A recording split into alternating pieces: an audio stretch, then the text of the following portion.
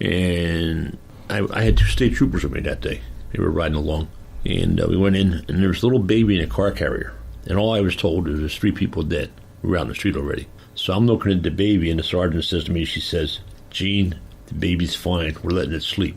Okay, so victim A was on the sofa right there.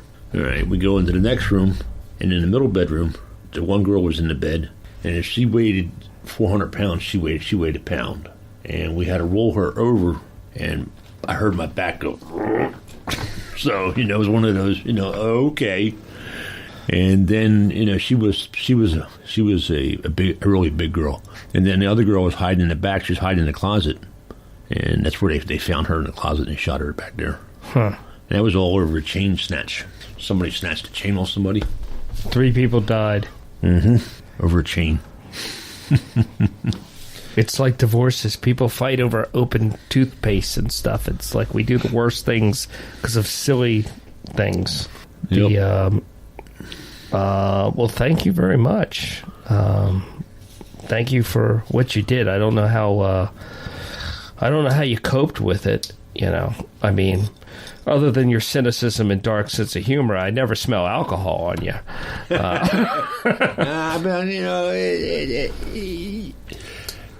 You trailed off on the alcohol denial there. I think the big thing is you got to realize that it's a job.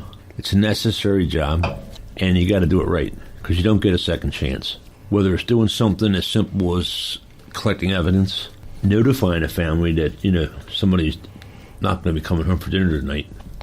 I remember walking up the porch steps of a lady's house one day. Our accident investigation guys were busy because it should have been on them, but I said, I'll take care of it. I'll get it done for you.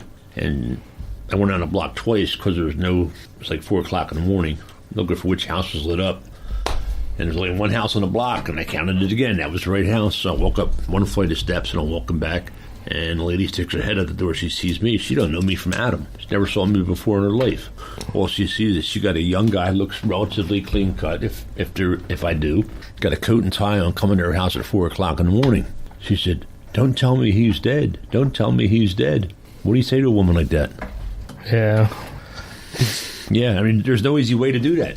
Has there ever been you ever remember a misidentification or getting sent to the wrong place to notify people because of bad information?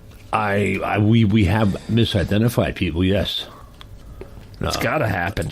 Yeah. Well, the case in point was one that comes to my mind was 2 homeless guys living under a bridge. There's a fire there. One dies from the smoke, and we do quite a bit of work to locate who he is, and we come up with a name. We get his brother into our place. His brother comes down, looks at him, says, "That's my brother." We released him. To the brother's care, he gets him cremated. 2 days later, the supposed dead guy walks into the local Wawa. Oh. We're back to ground zero. So we went up there for another week before we figured out who he was. And thankfully, it all worked out that nobody was tremendously upset. They were upset that he died. But all in all, we did the best possible job we could. And, when our physical evidence says it's person A. Right. And the brother comes in and confirms it. Right. What can you do? How much more can you do? But, it was, and I think when you tell people the truth from the beginning, and instead of like, well, we don't know, it's under investigation, and I can't say anything, and hey, something went wrong. I don't know what went wrong. Yeah, being honest is really disarming because it's so rare anymore. Absolutely, and it pays. It pays tremendously in the long run. To be honest up front, absolutely. You ever get sick on the job? What do you mean, like physically ill? You ever have something that was just you had to walk out of the room? I mean, I had to do an about face every once in a while, but after the fact, you do what you got to do, and then you just get away from it. But did you ever have it changed? Like, the one thing that happened with me is every now and then, and it's about every 5 years or something would happen and would cause a meal to get scratched off the list. I can't eat this for another few meals. No goulash for 3 years, or something. I understand what you're saying, but I didn't miss too many meals. It's you have to. You ever have a bad day and just skip eating that night or something? Like, oh yeah. Sure. Yeah, absolutely.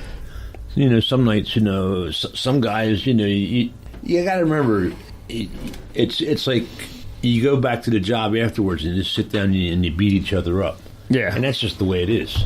You know, if you can't be thin-skinned in that line of work. No, and that's what people don't realize. It's not harassment. It's not. It's a survival mechanism. You know, It's coping. It's coping. It's pure counseling. Yeah, it's primitive pure counseling. Yeah. Well, we had a guy. I don't know if you've ever had a guy like this. We have a guy. Used to have a guy that we'd be there with the body, and he could just be eating or drinking. It didn't matter. Didn't matter. He'd be eating a sandwich, and you was like, "No, I don't want any." And stop eating. Well, there's always one like that. I mean, like, you know, sometimes I don't know. You know, you go into a bar, you have a shooting in a bar, for instance, and everything's done and over with, you know, and you're still there putzing around and doing what you got to do and getting your final measurements, and you're making sure all your paperwork's up to snuff. Everybody else is on the same page. And then somebody says, I could go for a drink. Next thing you know. Well, I get the drink. Everybody's sitting there having a drink. And God help you if a boss walks in. Yeah, and see, what people don't realize, they think that that's insensitive to the event, but it's a coping mechanism for the people that are doing the job. And you need them to come back tomorrow, you know? Yeah. You know? Well, yep. Thank you very much. Okay, sir. Anything you want to say to anybody? I'm good. Yeah, that missing girl though with the tennis earrings. That's interesting. I will. You know, they you know, if anybody out there is missing a young lady in their family who is known to like tennis, they might give the Emmy's office a call down there in Philadelphia, and I'll give you their phone number. I got it memorized: 215-685-7445. 215-685-7445. And anybody else that's missing or looking for somebody, there's all sorts of information out there on different websites now. For the life of me, I cannot remember the websites' names. Web Sleuths, Missing Pennsylvania. There's a couple of them. If you Google my name, my name will come up on the Google search, and then it'll give you like different websites that I've contributed to when I was working. Okay, it's Gene Suplee. Yep, and Suplee, and just Gene or Eugene. And if you're looking for somebody, it's probably in that database somewhere. It's just we don't know who to go or where to go. So missing young girl, sterling silver tennis earrings, yep. 1980s, Kelly Drive, African American. Yep, it's got to be somebody. Well, she is somebody, and she's somebody's daughter. Yeah, somebody's daughter, maybe somebody's sister. Yep.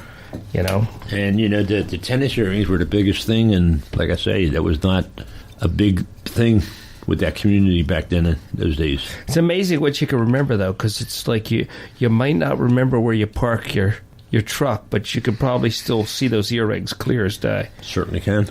Yeah. Yep. Everything I've ever seen doing this, I could see as clear as day. Other stuff, not so much. Yeah. Not so much. Well, thank you. Okay, sir. Thank you. Okay, Russell.